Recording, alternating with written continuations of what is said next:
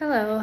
So this week we discussed the matching law. So as mentioned in my post, the matching law is a mathematical equation that basically states when choices are provided, the behavior that is going to result in the highest reinforcement is often going to be selected to do. So when you got to have two choices, if one has a more reinforcing reward, maybe less effort, whatever that may look like, the individual is going to allocate that behavior towards that choice. So the example that I provided was just comparing like two positions that I have. So both BCBA positions, I have client at both companies, but each company has a different reinforcement system in place.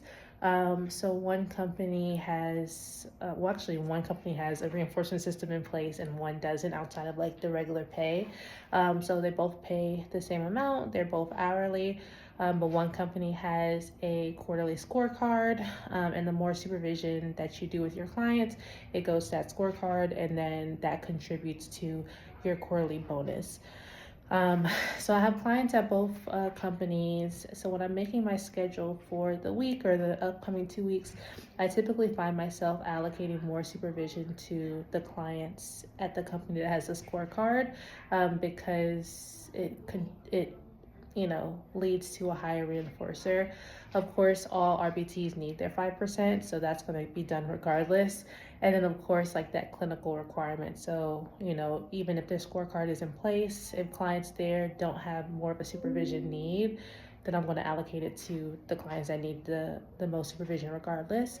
But say if I have two clients who are both, 40 hours a week, both are authorized for 8 hours of supervision.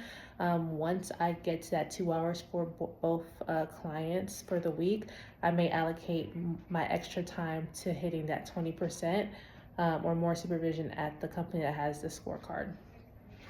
So my um, classmate posed an important question and was like, how has this ever shifted over time? And if it does, how do you kind of allocate your time as it kind of shifts, right?